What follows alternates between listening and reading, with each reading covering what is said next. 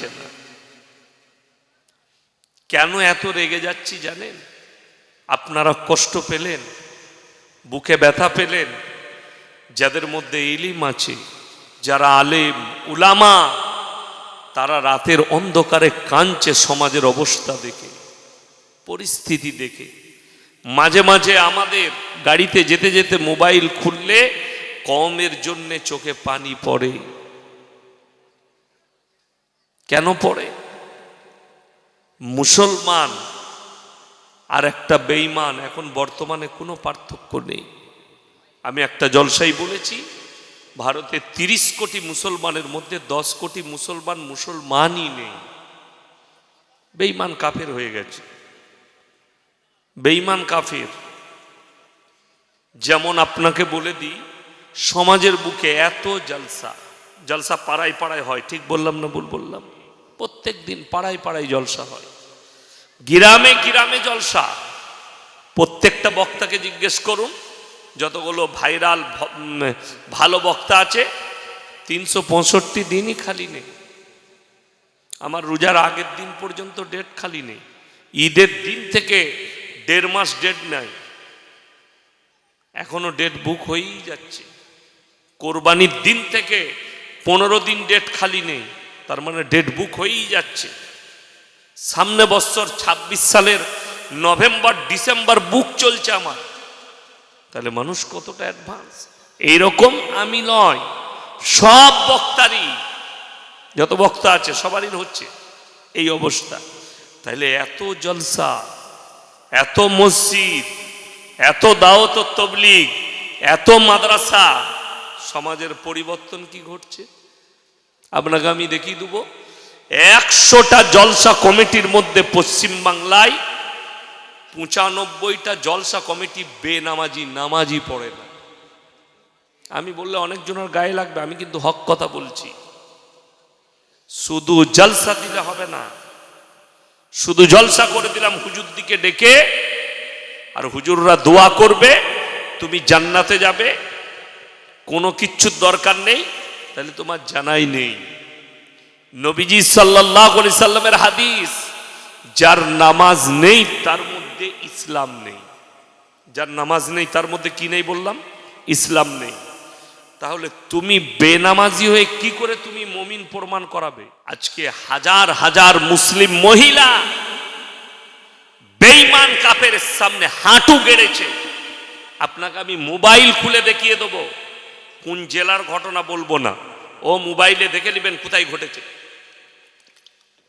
আমি বললে লজ্জিত হবে তারা। বন্ধন লোন নিয়েছে, টাকা মিটাতে পারছে না, অফিসার রোজ বাড়িতে আসে, স্বামী পালিয়ে যায়, স্ত্রী অফিসারকে ওই বন্ধন লোনের ব্যাংকের লোককে চা করে করে খাওয়ায়, চা ডিম। ভাই তোমার ভাইজান নেই, আজকে হয়নি, পরের সপ্তাহে আসবে, এই পরের সপ্তাহে করে 6 মাস পর্যন্ত তাকে টাকা দেয়। 7 মাস থেকে 8 মাসের মাথায় তার বউ কি নিয়ে পালিয়েছে। এটা সত্য ঘটনা বলছি, মোবাইলের দেখা। তো এটাতে কত লাভ হয়েছে, তার লাভ হলো না ক্ষতি হলো? বাচ্চা ফেলে দিয়ে। আমি বলিনি, মোবাইল খুলে বারাসাত আপনার ঘরের কাছে, ঠিক কিনা? আমার বাড়ি থেকে 150 কিলোমিটার, আর আপনার বাড়ি হচ্ছে ঘরের কাছে, এখান থেকে খুব জোর হলে 20-30 কিলোমিটার হবে বারাসাত। এই বারাসাতের পুলিশ কমিশনার রিপোর্ট দিয়েছে নবান্নকে, সরকারকে, 6 মাসের ভেতরে 500 মহিলা, বিবাহিত মহিলা স্বামী ছেড়ে অন্যত্রে পালিয়ে গেছে। দেখেছেন তো? দেখেছেন। জানেন আর মূল কারণ কি? সমাজ ব্যবস্থা ভেঙে পড়ে যাচ্ছে। সেখানে কি শুধু অন্য ধর্মের মেয়ে আছে? না, সেখানে মুসলিম মেয়েও অধিক আছে। 100টার বেশি মুসলিম মেয়ে আছে, ছেলের মা আছে, তারা পালিয়েছে। কেন? আপনি তো সমাজ ব্যবস্থাটাই তৈরি করতে পারেন। বিশ্বাস করুন, এই আমি রাস্তায় আসছিলাম, দেখলেন আমাকে যারা নিয়ে এলো, ছেলে মেয়ে বালিক ছেলে রাস্তায় দাঁড়িয়ে মুখে মুখ লাগিয়ে কথা বলছে, তাদেরকে কেউ মানা করার লোক নেই।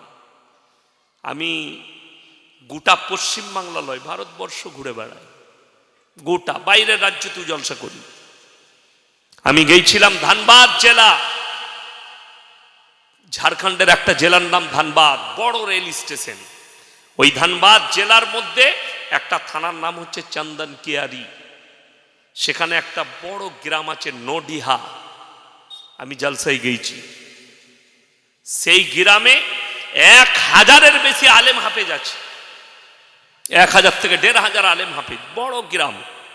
জলসা করেছে তো আমাকে টাইম দিয়েছে রাত 12টা থেকে 2টো।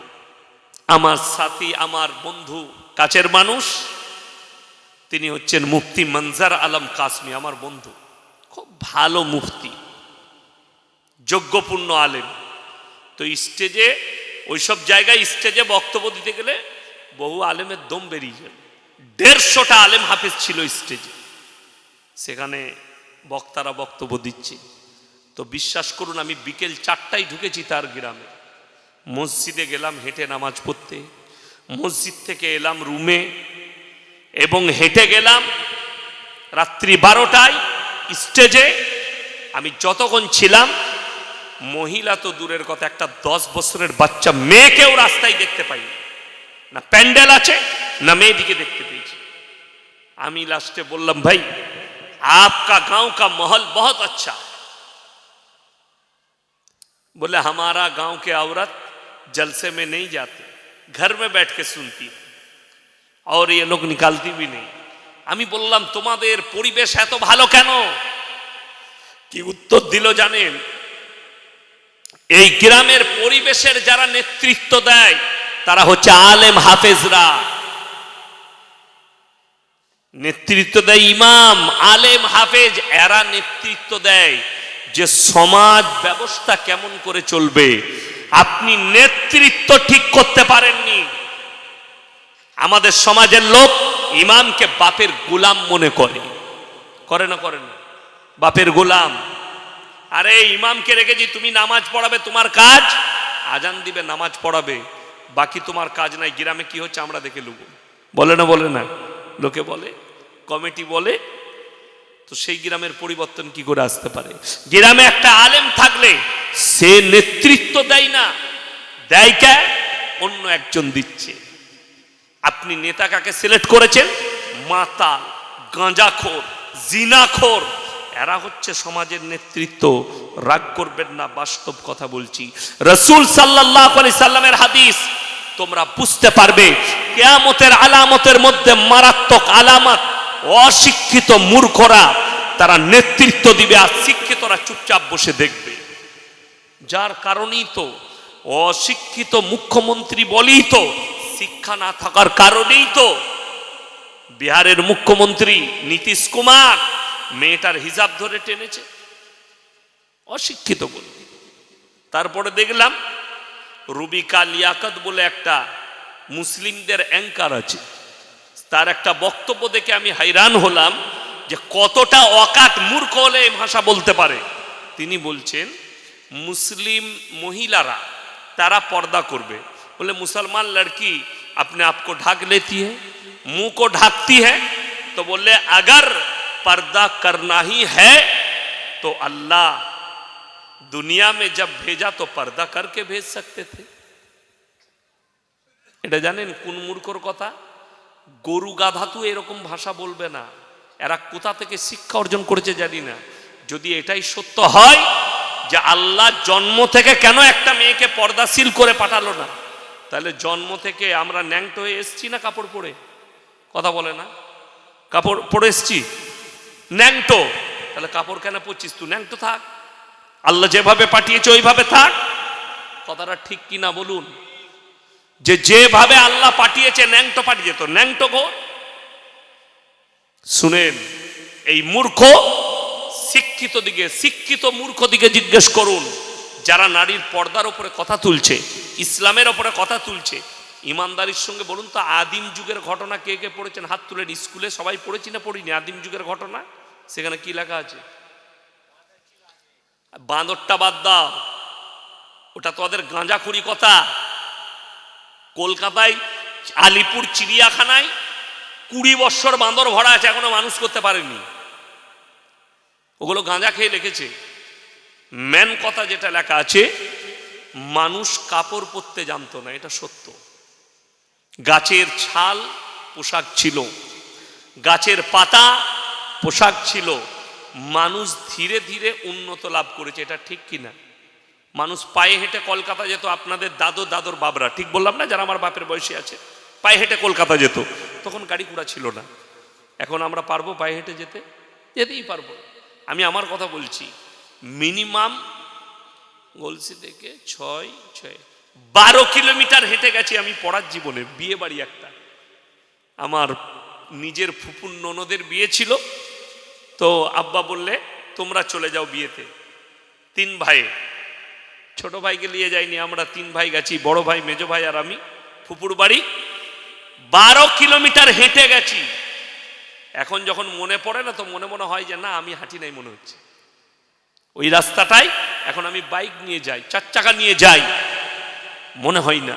আমাদের বাপ দাদারা পায়ে হেঁটে গেছে, এখন আমরা গাড়ি চাপছি। তারা কেন? উন্নত হয়েছে।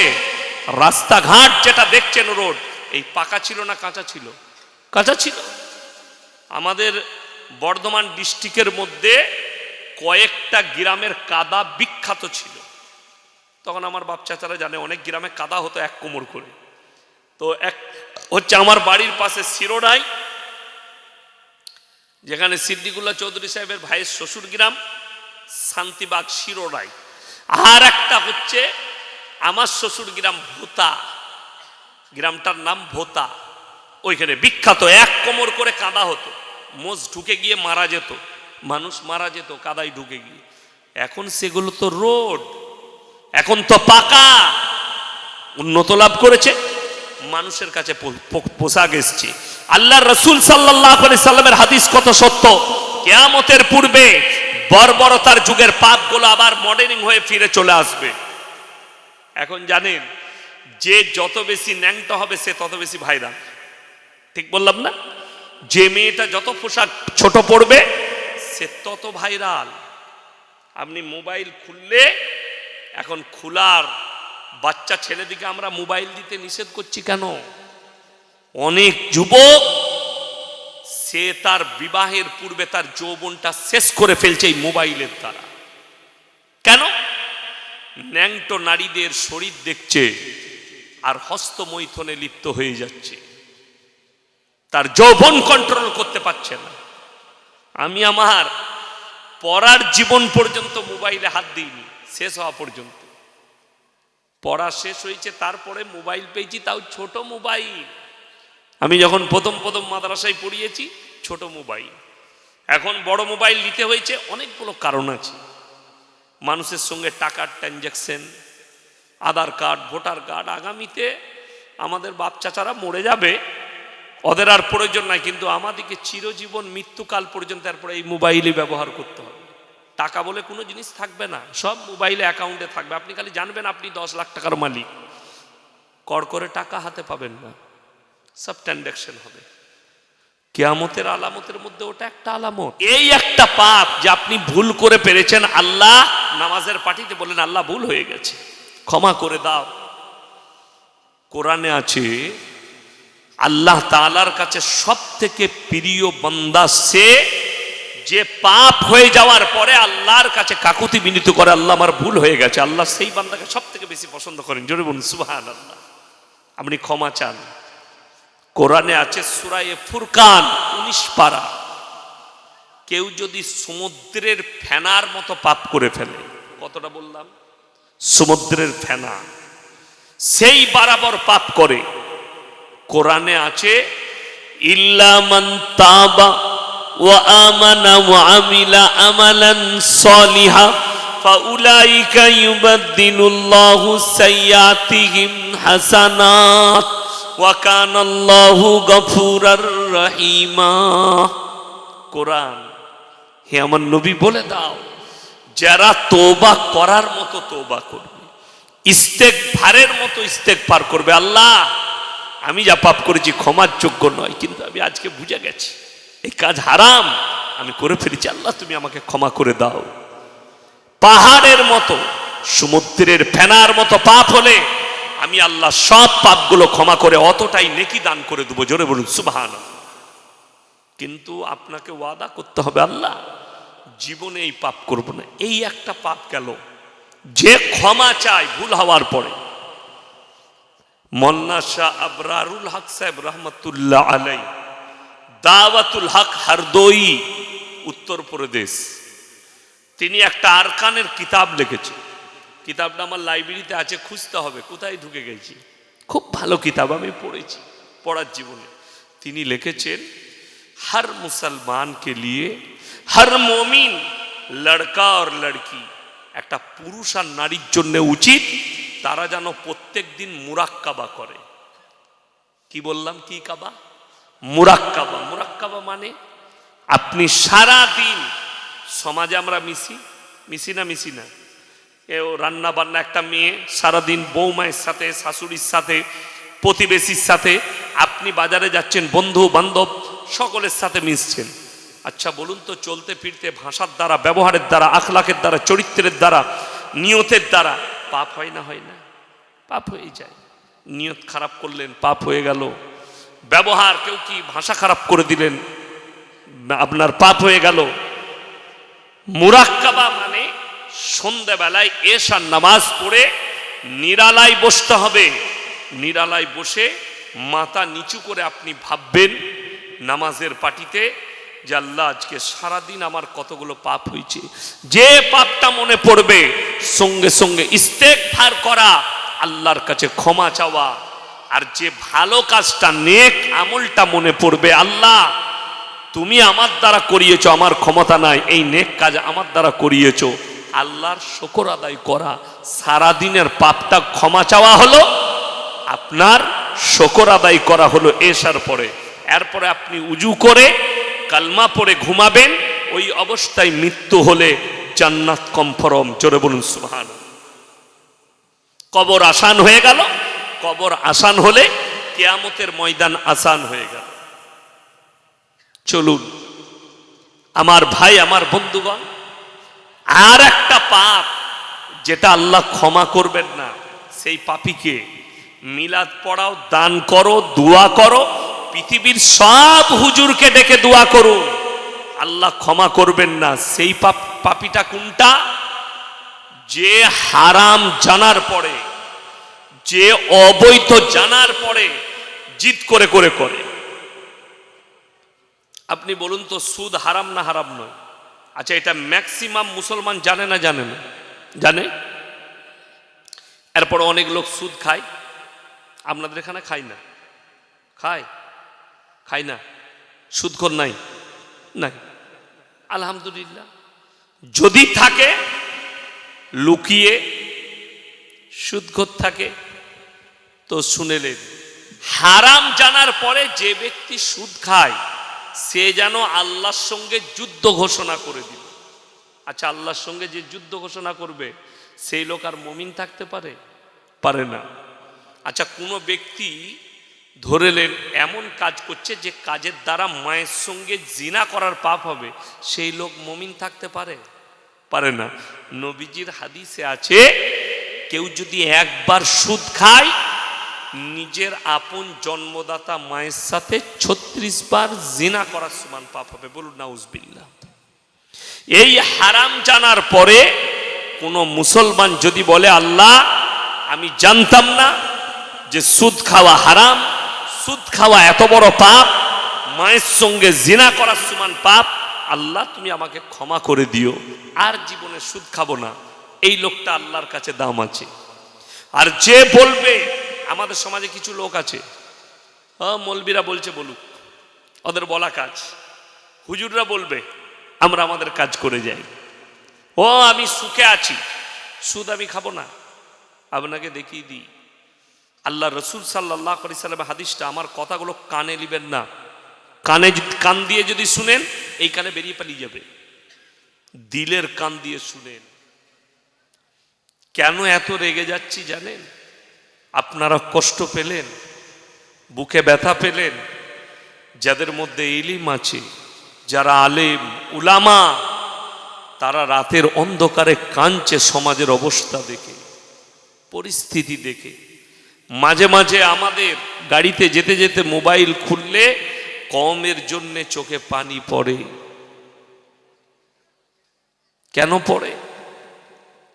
মুসলমান আর একটা বেঈমান এখন বর্তমানে কোনো পার্থক্য নেই। আমি একটা জলসাই বলেছি, ভারতে 30 কোটি মুসলমানের মধ্যে 10 কোটি মুসলমানই নেই, বেঈমান কাফের হয়ে গেছে। বেঈমান কাফের। যেমন আপনাকে বলে দিই, সমাজের বুকে এত জলসা পাড়ায় পাড়ায় হয়, ঠিক বললাম না ভুল বললাম? প্রত্যেক দিন পাড়ায় পাড়ায় জলসা হয়, গ্রামে গ্রামে জলসা। প্রত্যেকটা বক্তাকে জিজ্ঞেস করুন, যতগুলো ভাইরাল ভালো বক্তা আছে 365 দিনই খালি নেই। আমার রোজার আগের দিন পর্যন্ত ডেট খালি নেই। ঈদের দিন থেকে 1.5 মাস ডেট নাই, এখনো ডেট বুক হয়েই যাচ্ছে। কোরবানির দিন থেকে 15 দিন ডেট খালি নেই, তার মানে ডেট বুক হয়েই যাচ্ছে। সামনে বছর 26 সালের নভেম্বর ডিসেম্বর বুক চলছে আমার। তাহলে মানুষ কতটা অ্যাডভান্স! এইরকম আমি নয়, সব বক্তারই, যত বক্তা আছে সবারই হচ্ছে এই অবস্থা। তাহলে এত জলসা, এত মসজিদ, এত দাওয়াত ও তাবলীগ, এত মাদ্রাসা, সমাজের পরিবর্তন কি ঘটছে আপনাকে আমি দেখিয়ে দেব। 100টা জলসা কমিটির মধ্যে পশ্চিম বাংলায় 95টা জলসা কমিটি বেনামাজি, নামাজি পড়ে না।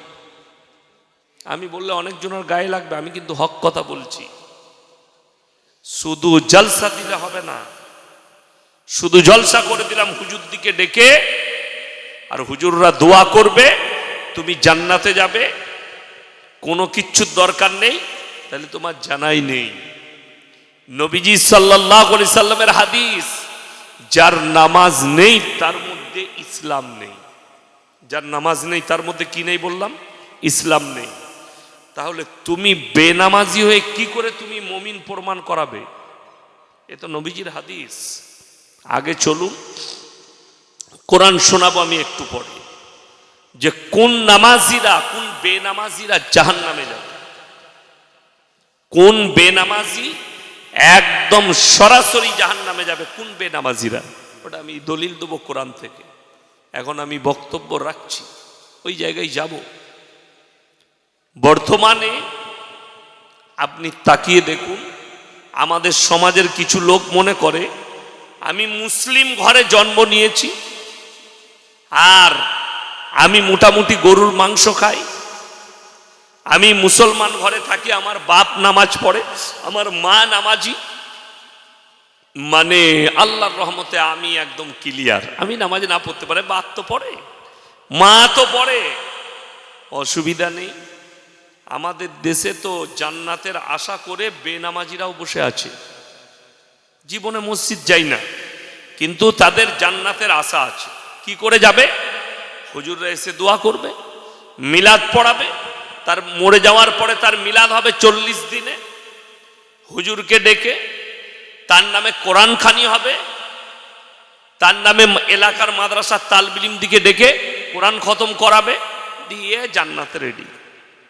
খাই দিয়েছি গরিব দিকে, কোরআন খানি করে দিয়েছি, তার নামে দান করে দিয়েছি, জান্নাত রেডি হয়ে গেল।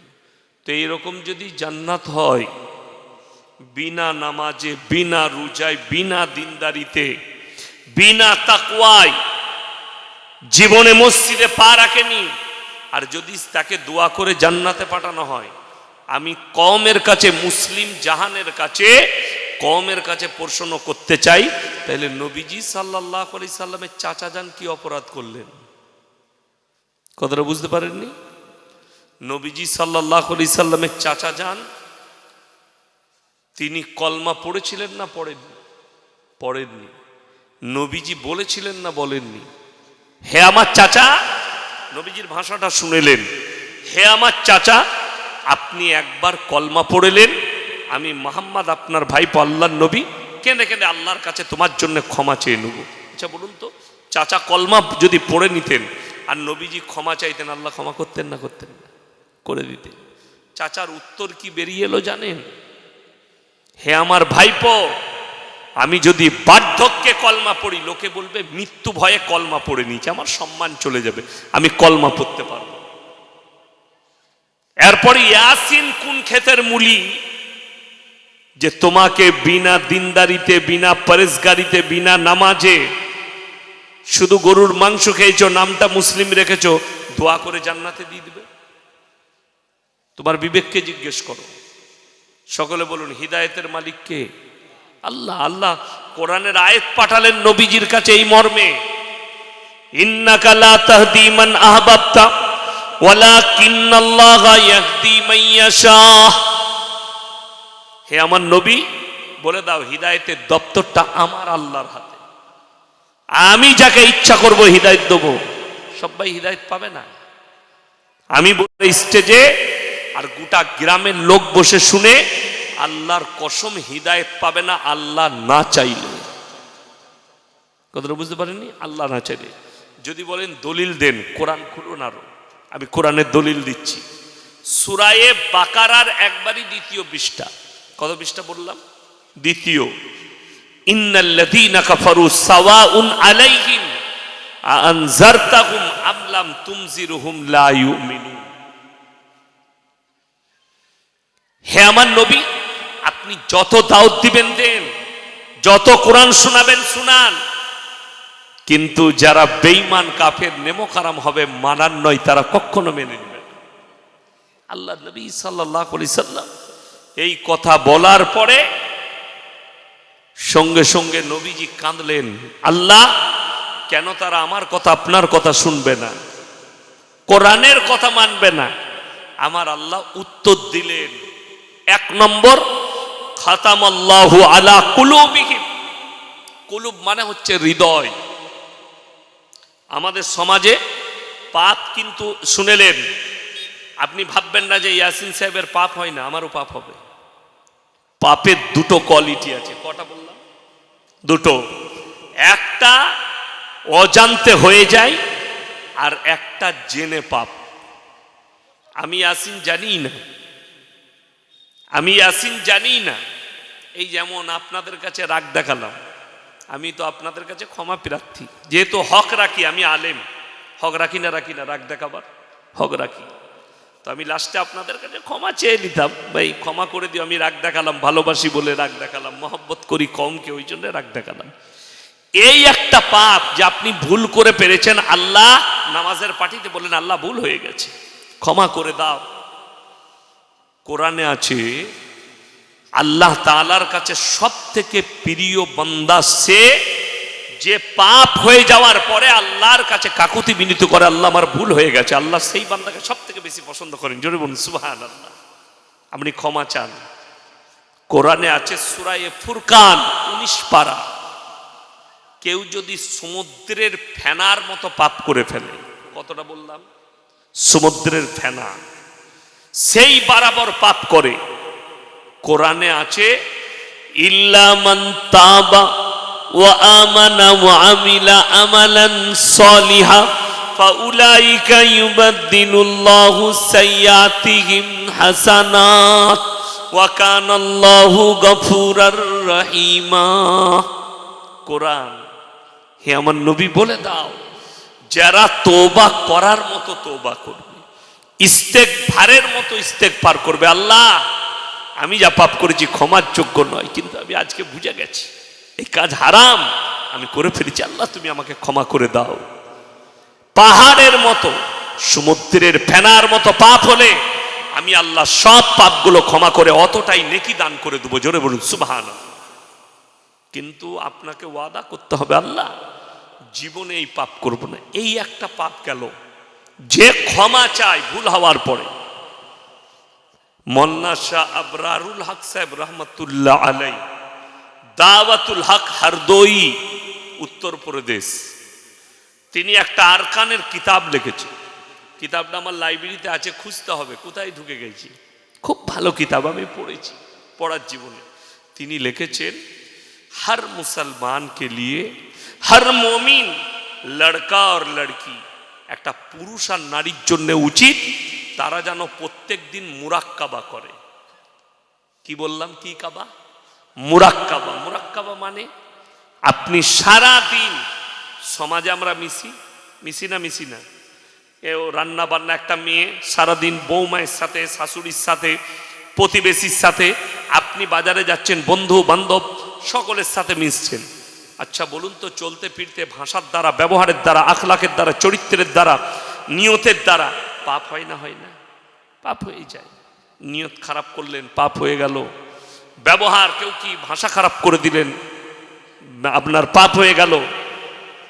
মুরাক্কাবা মানে সন্ধ্যাবেলায় এশার নামাজ পড়ে নিরালায় বসতে হবে। নিরালায় বসে মাথা নিচু করে আপনি ভাববেন নামাজের পাটিতে যে আল্লাহ, আজকে সারাদিন আমার কতগুলো পাপ হয়েছে। যে পাপটা মনে পড়বে সঙ্গে সঙ্গে ইস্তেগফার করা, আল্লাহর কাছে ক্ষমা চাওয়া। আর যে ভালো কাজটা, নেক আমলটা মনে পড়বে, আল্লাহ তুমি আমার দ্বারা করিয়েছো, আমার ক্ষমতা নাই, এই নেক কাজ আমার দ্বারা করিয়েছো, আল্লাহর শুকর আদায় করা। সারাদিনের পাপটা ক্ষমা চাওয়া হলো, আপনার শুকর আদায় করা হলো এশার পরে। এরপরে আপনি উজু করে কালমা পড়ে ঘুমাবেন। ওই অবস্থায় মৃত্যু হলে জান্নাত কনফার্ম। জোরে বলুন সুবহানাল্লাহ। কবর আসান হয়ে গেল। কবর আসান হলে কিয়ামতের ময়দান আসান হয়ে গেল। চলুন আমার ভাই, আমার বন্ধুগণ, আর একটা পাপ যেটা আল্লাহ ক্ষমা করবেন না, সেই পাপীকে মিলাদ পড়াও, দান করো, দোয়া করো, পৃথিবীর সব হুজুরকে ডেকে দোয়া করো, আল্লাহ ক্ষমা করবেন না। সেই পাপীটা কোনটা? যে হারাম জানার পরে, যে অবৈধ জানার পরে জিদ করে করে করে। আপনি বলুন তো, সুদ হারাম না হারাম নয়? আচ্ছা, এটা ম্যাক্সিমাম মুসলমান জানে না? জানে না? জানে। এরপর অনেক লোক সুদ খায়। আপনাদের এখানে খায় না? খায় না? সুদখোর নাই? নাই, আলহামদুলিল্লাহ। যদি থাকে লুকিয়ে সুদখোর থাকে তো শুনেলেন। হারাম জানার পরে যে ব্যক্তি সুদ খায় সে যেন আল্লাহর সঙ্গে যুদ্ধ ঘোষণা করে দিল। আচ্ছা, আল্লাহর সঙ্গে যে যুদ্ধ ঘোষণা করবে সেই লোক আর মুমিন থাকতে পারে? পারে না। আচ্ছা, কোনো ব্যক্তি ধরেলেন এমন কাজ করছে যে কাজের দ্বারা মায়ের সঙ্গে জিনা করার পাপ হবে, সেই লোক মুমিন থাকতে পারে? পারে না। নবীজির হাদিসে আছে, কেউ যদি একবার সুদ খায় নিজের আপন জন্মদাতা মায়ের সাথে 36 বার জিনা করার সমান পাপ হবে। বলুন নাউজুবিল্লাহ। এই হারাম জানার পরে কোন মুসলমান যদি বলে আল্লাহ আমি জানতাম না যে সুদ খাওয়া হারাম, সুদ খাওয়া এত বড় পাপ, মায়ের সঙ্গে জিনা করার সমান পাপ, আল্লাহ তুমি আমাকে ক্ষমা করে দিও, আর জীবনে সুদ খাবো না, এই লোকটা আল্লাহর কাছে দাম আছে। আর যে বলবে, আমাদের সমাজে কিছু লোক আছে, মৌলবীরা বলছে বলুক, ওদের বলা কাজ, হুজুররা বলবে, আমরা আমাদের কাজ করে যাই, ও আমি সুখে আছি, সুদ আমি খাবো না।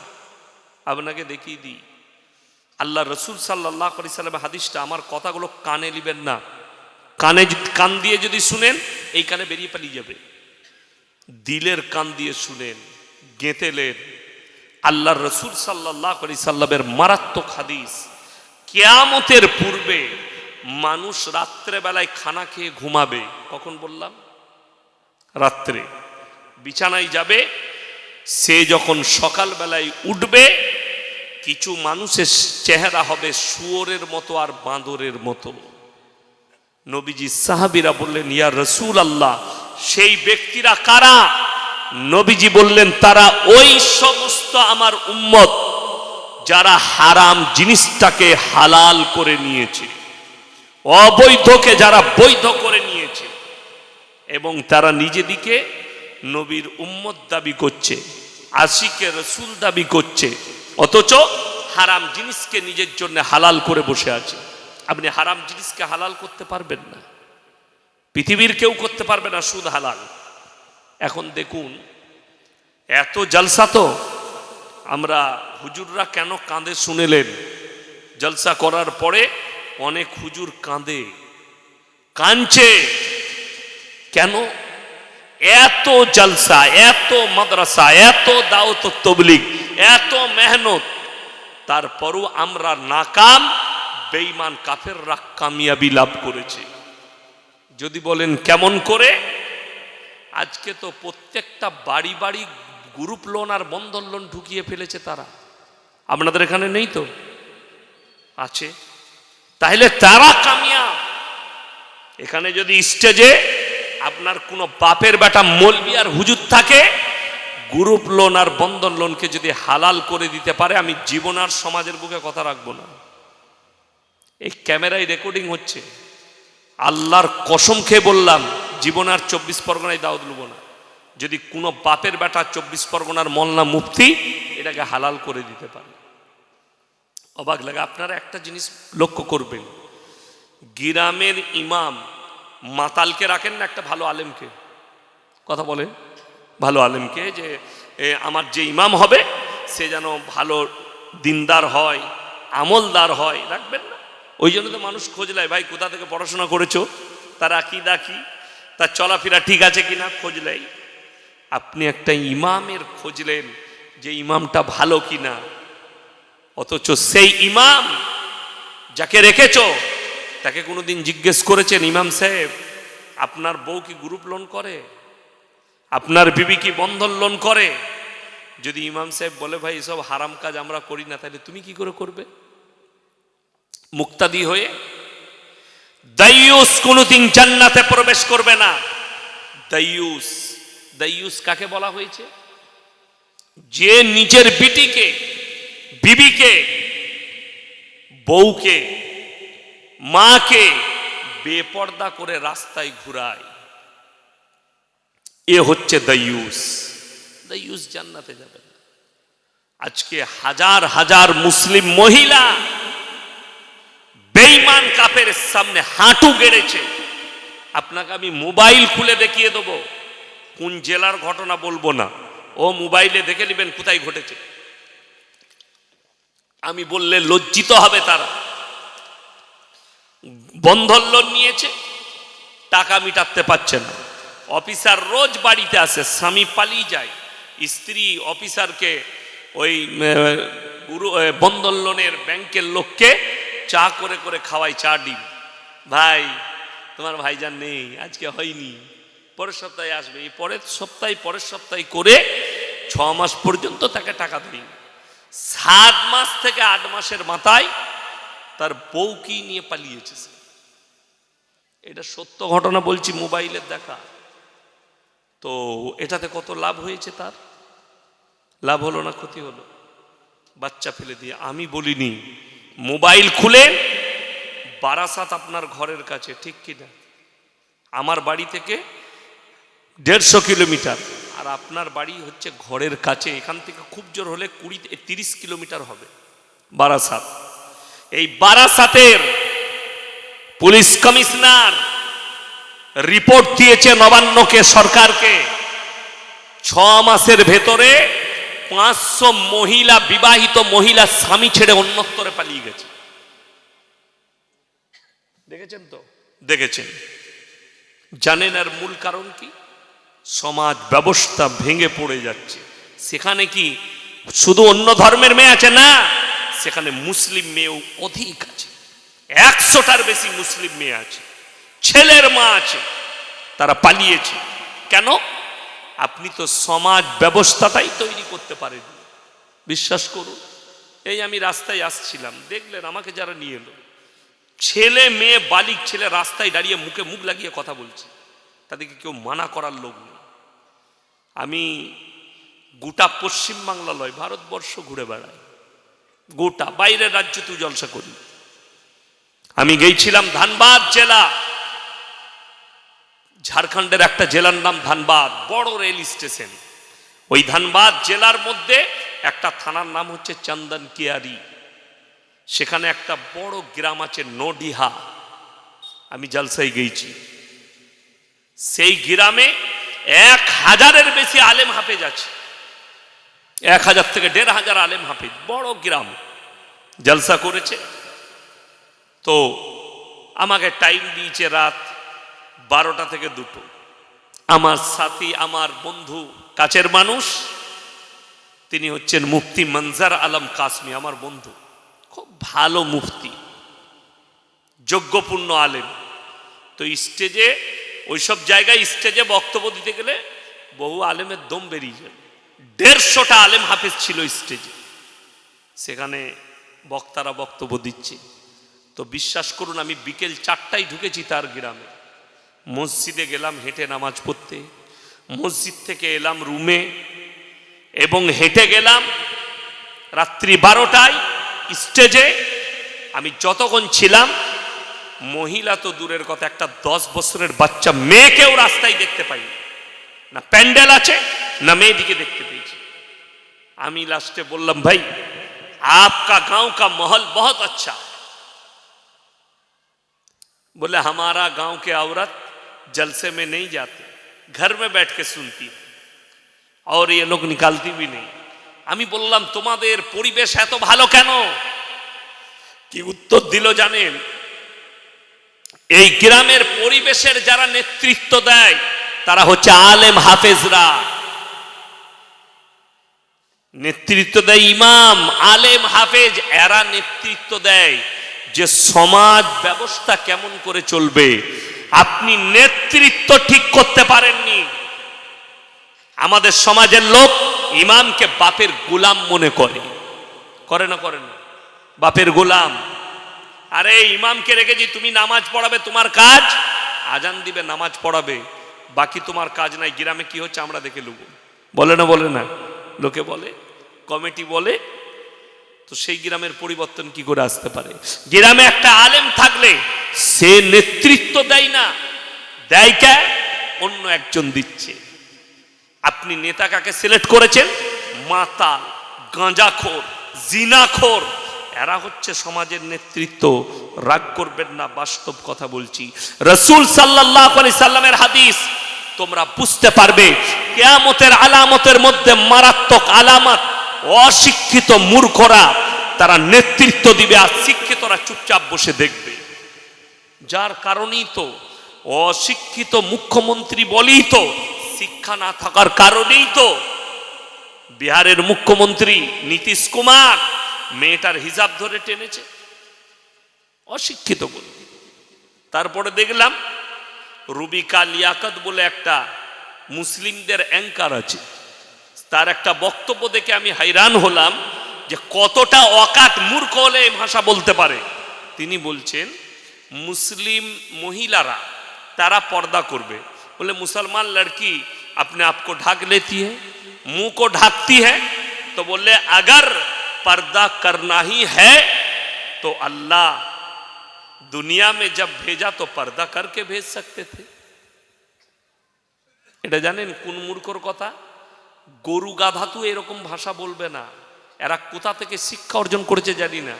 যদি এটাই সত্য হয় যে আল্লাহ জন্ম থেকে কেন একটা মেয়েকে পর্দাশীল করে পাঠালো না, তাহলে জন্ম থেকে আমরা ন্যাংটো হয়ে এসছি না কাপড় পরে? কথা বলে না? কাপড় পরে এসছি ন্যাংটো, তাহলে কাপড় কেন পরছিস? তুই ন্যাংটো থাক, আল্লাহ যেভাবে পাঠিয়েছে ওইভাবে থাক। কথাটা ঠিক কিনা বলুন? যে যেভাবে আল্লাহ পাঠিয়েছে ন্যাংটো পাঠিয়ে যেত, ন্যাংটো গো। শুনেন, এই মূর্খ শিক্ষিত দিকে, শিক্ষিত মূর্খ দিকে জিজ্ঞেস করুন, যারা নারীর পর্দার উপরে কথা তুলছে, ইসলামের উপরে কথা তুলছে, ইমানদারির সঙ্গে বলুন তো আদিম যুগের ঘটনা কে কে পড়েছেন? হাত তুলেন। স্কুলে সবাই পড়েছি না পড়িনি আদিম যুগের ঘটনা? সেখানে কি লেখা আছে? বাঁদরটা বাদ দাও, ওটা তো ওদের গাঁজাখুরি কথা। কলকাতায় আলিপুর চিড়িয়াখানায় 20 বছর বাঁদর ভরা আছে, এখনো মানুষ করতে পারেনি। ওগুলো গাঁজা খেয়ে লিখেছে। মেন কথা যেটা লেখা আছে, মানুষ কাপড় পরতে জানতো না, এটা সত্য। গাছের ছাল পোশাক ছিল, গাছের পাতা পোশাক ছিল। মানুষ ধীরে ধীরে উন্নত লাভ করেছে, এটা ঠিক কিনা? মানুষ পায়ে হেঁটে কলকাতা যেত, আপনাদের দাদর বাবরা, ঠিক বললাম না? যারা আমার বাপের বয়সী আছে, পায়ে হেঁটে কলকাতা যেত, তখন গাড়ি ঘোড়া ছিল না। এখন আমরা পারবো পায়ে হেঁটে যেতে? যেতেই পারবো না। আমি আমার কথা বলছি, মিনিমাম গলসি থেকে 12 কিলোমিটার হেঁটে গেছি আমি পড়ার জীবনে। বিয়ে বাড়ি একটা, আমার নিজের ফুপুর ননদের বিয়ে ছিল, তো আব্বা বললে তোমরা চলে যাও বিয়েতে। 3 ভাই, ছোট ভাইকে নিয়ে যাইনি, আমরা 3 ভাই গেছি, বড় ভাই, মেজো ভাই আর আমি। ফুপুর বাড়ি 12 কিলোমিটার হেঁটে গেছি। এখন যখন মনে পড়ে না, তো মনে মনে হয় যে না আমি হাঁটি নাই মনে হচ্ছে। ওই রাস্তাটাই এখন আমি বাইক নিয়ে যাই, 4 চাকা নিয়ে যাই, মনে হয় না। আমাদের বাপ দাদারা পায়ে হেঁটে গেছে, এখন আমরা গাড়ি চাপছি। তারা কেন? উন্নত হয়েছে। রাস্তাঘাট যেটা দেখছেন, রোড এই পাকা ছিল না কাঁচা ছিল? কাঁচা ছিল। আমাদের বর্ধমান ডিস্ট্রিক্টের মধ্যে কয়েকটা গ্রামের কাদা বিখ্যাত ছিল। তখন আমার বাপ চাচারা জানে, অনেক গ্রামে কাদা হতো 1 কোমর করে। তো এক হচ্ছে আমার বাড়ির পাশে শিরোডাই, যেখানে সিদ্দিকুল্লাহ চৌধুরী সাহেবের ভাইয়ের শ্বশুর গ্রাম, শান্তিবাগ শিরোডাই। আর একটা হচ্ছে আমার শ্বশুর গ্রাম ভোতা, গ্রামটার নাম ভোতা। ওইখানে বিখ্যাত 1 কোমর করে কাদা হতো, মোষ ঢুকে গিয়ে মারা যেত, মানুষ মারা যেত কাদায় ঢুকে গিয়ে। এখন সেগুলো তো রোড, এখন তো পাকা, উন্নত লাভ করেছে, মানুষের কাছে পোশাক এসছে। আল্লাহর রাসূল সাল্লাল্লাহু আলাইহি সাল্লামের হাদিস কত সত্য। কিয়ামতের পূর্বে বর্বরতার যুগের পাপগুলো আবার মডার্নিং হয়ে ফিরে চলে আসবে। এখন জানেন, যে যত বেশি ন্যাংটা হবে সে তত বেশি ভাইরাল। ঠিক বললাম না? যে মেয়েটা যত পোশাক ছোট পড়বে সে তত ভাইরাল। আপনি মোবাইল খুললে, এখন খোলার বাচ্চা ছেলেদিকে আমরা মোবাইল দিতে নিষেধ করছি কেন? অনেক যুবক সে তার বিবাহের পূর্বে তার যৌবনটা শেষ করে ফেলছে এই মোবাইলের দ্বারা। কেন? ন্যাংটো নারীদের শরীর দেখছে আর হস্তমৈথনে লিপ্ত হয়ে যাচ্ছে, তার যৌবন কন্ট্রোল করতে পারছে না। আমি আমার পড়ার জীবন পর্যন্ত মোবাইলে হাত দিইনি, শেষ হওয়া পর্যন্ত। পড়া শেষ হয়েছে, তারপরে মোবাইল পেয়েছি, তাও ছোট মোবাইল। আমি যখন প্রথম মাদ্রাসায় পড়িয়েছি, ছোট মোবাইল। এখন বড় মোবাইল নিতে হয়েছে, অনেকগুলো কারণ আছে। মানুষের সঙ্গে টাকার ট্রানজাকশন, আধার কার্ড, ভোটার কার্ড। আগামীতে আমাদের বাপ চাচারা মরে যাবে, ওদের আর প্রয়োজন নাই, কিন্তু আমাদেরকে চিরজীবন মৃত্যুকাল পর্যন্ত তারপরে এই মোবাইলই ব্যবহার করতে হবে। টাকা বলে কোনো জিনিস থাকবে না, সব মোবাইলে অ্যাকাউন্টে থাকবে। আপনি খালি জানবেন আপনি 10 লাখ টাকার মালিক, কড় করে টাকা হাতে পাবেন না, সব ট্রানজাকশন হবে। কিয়ামতের আলামতের মধ্যে ওটা একটা আলামত, ওটা একটা আলামত। শুনে রেখে দেন, দাজ্জাল শুধু একটা ব্যক্তি নয়, দাজ্জাল একটা পুরো সিস্টেমের নাম। দাজ্জাল একটা পুরো সিস্টেমেটিক্যাল হচ্ছে দাজ্জাল। কিয়ামতের মারাত্মক আলামত। মায়েরা যারা শুনছেন শুনে যান, তোমার বিটিকে নিজে সাবধান হন। নবীজি বললেন আখরি জামানায় নারীরা পোশাক পরবে কিন্তু ন্যাংটো থাকবে। কিন্তু কি থাকবে? ন্যাংটো থাকবে। আপনাকে আমি কলকাতা টাউনে দেখিয়ে দেবো, বাপের ফুল হাত শার্ট, বাপের পা পর্যন্ত ঢাকা প্যান্ট, আর তার সঙ্গে তার মেয়ে যাচ্ছে, জাঙ্গুলো বেরিয়ে আছে, ছোট প্যান্ট আর ছোট গেঞ্জি। ঠিক বললাম না ভুল বললাম? এটা বাপ আর বিটি, এটা কিয়ামতের আলামত। বোম্বের একজন আর্টিস্ট, নাম করব না, প্লেন থেকে নেমেছে, এয়ারপোর্টে বেরিয়েছে, কয়েকজন তার ফটো শুট করেছে, তার ফটো তুলেছে। গোটা গেঞ্জিটা ছিঁড়া, প্যান্টটা গোটাই ছিঁড়া, জাঙ্গিয়াটা দেখা যাচ্ছে। তার ফটো তুলে তার পোশাকের রেটটা দেওয়া হয়েছে। এই জামাটার দাম কত? জামা, গেঞ্জি আর প্যান্টটা 55,000 টাকা। একজন লিখেছে, এটা যদি বড় লোকের পোশাক হয়, আল্লাহ তুমি আমাদেরকে গরিব রেখো। গরিবের পোশাকটাই ভালো, তাই না? শরীর ঢাকা থাকবে, কিচ্ছু দেখতে পাবে না। এটা কিয়ামতের আলামত, মারাত্মক আলামত। তো বড় কষ্ট লাগে। আমি যেটা বলছিলাম যে নবীজির হাদিস, কিয়ামতের মারাত্মক আলামতের মধ্যে আলামত হচ্ছে অশিক্ষিতরা সমাজের নেতৃত্ব দিবে আর শিক্ষিতরা চুপচাপ বসে দেখবে। আজকে তাকিয়ে দেখে নেন, আমি রাজনৈতিক বক্তা নয়। এখনকার অনেকজন বলছে হুজুর রাজনীতির কথা বলবেন না। যদি আমরা রাজনীতির কথা না বলতে পারি, রাজনীতির লোক কি করে ধর্ম নিয়ে চলবে? কথা বুঝতে পেরেছেন না পারেননি? যদি একটা বক্তা, একটা মৌলবি, আমরা যদি স্টেজে রাজনীতির কথা না বলতে পাই, তোমার কথা মানলাম, তুমি ধর্ম নিয়ে রাজনীতি কি করে করবে? কথাটা বুঝতে পেরেছেন না পারেননি? তুমি করবে আর আমি তোমাকে বুঝাতে পারবো না। যেমন সমাজের লোক বলছে, আমাদের নেতৃত্বরা বলছে ধর্ম যার যার, উৎসব সবার। বলছে না বলেনি? বলছে। দিয়ে পুজোতে, অমুকে, ভাইফোঁটায়, আপনার কালী পুজোয় সব জায়গায় মাল হাজির, সংবর্ধনা দিচ্ছে। আমি চ্যালেঞ্জ ছুড়ে বললাম, গোটা 24 পরগনায় আমি 2 ঘন্টা স্টেজে আছি, আপনার কোনো জানা রকম ভালো বাপের বেটা মৌলবি থাকলে স্টেজে নিয়ে আসুন। যদি কেউ বলতে পারে এই ধর্ম যার যার, উৎসব সবার, এই ভাষাটা শরীয়তি ভাষা, ইসলামিক ভাষা,